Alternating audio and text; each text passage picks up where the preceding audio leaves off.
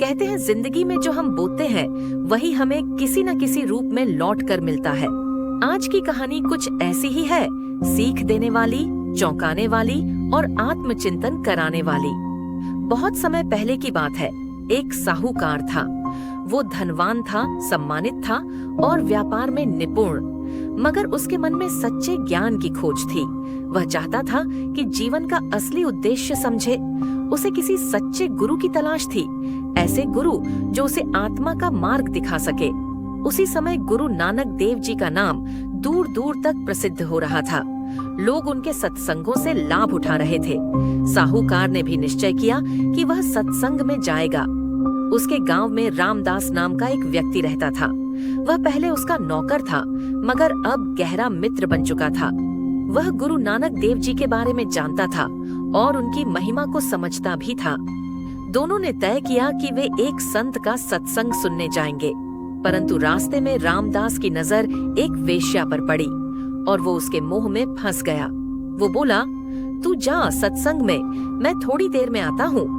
साहूकार अकेला सत्संग चला गया। फिर यह रोज का क्रम बन गया। साहूकार रोज सत्संग जाता और रामदास वेश्या के पास। साहूकार की श्रद्धा दिन ब दिन बढ़ती गई। वो अपने मित्र को बार बार समझाता रहा, पर रामदास मोह में फंसा रहा। एक दिन साहूकार ने कहा, रामदास, तू पाप के रास्ते पर है, चल आज एक दिन मेरे साथ चल, देख कैसा आनंद मिलता है। रामदास ने कहा, ठीक है, आज वेश्या के पास नहीं जाऊंगा। इधर साहूकार सत्संग में चला गया, उधर रामदास अकेला अपने घर के पास बैठा था। समय काटने के लिए उसने यूं ही जमीन में अपनी छड़ी घुमानी शुरू कर दी। जमीन नर्म थी, मिट्टी हटती गई और अचानक धक, कुछ टकराया। उसने मिट्टी हटाई और देखा कि जमीन के नीचे सोने की मोहरें छुपी हुई थीं।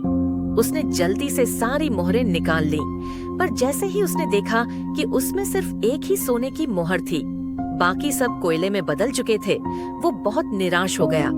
इधर सत्संग से लौटते समय साहूकार के पैर में कांटा चुभ गया। पैर लहूलुहान हो गया और वो कराहते हुए घर आया। दोनों मित्र मिले। साहूकार ने कहा, रामदास, तू तो वेश्या के पास नहीं गया था, फिर क्या हुआ? रामदास बोला, भाई, मैं जमीन कुरेद रहा था, वहाँ से एक सोने की मोहर और बहुत सारा कोयला निकला। और तू सत्संग में गया, फिर भी जख्मी हुआ। अब साहूकार सोच में पड़ गया। मैं सत्संग में गया, फिर भी मुझे कांटा चुभा। ये पाप में गया, फिर भी इसे सोने की मोहर मिली। क्यों? ऐसा क्यों? वे दोनों गुरु साहिब के पास पहुँचे, अपनी स्थिति सुनाई।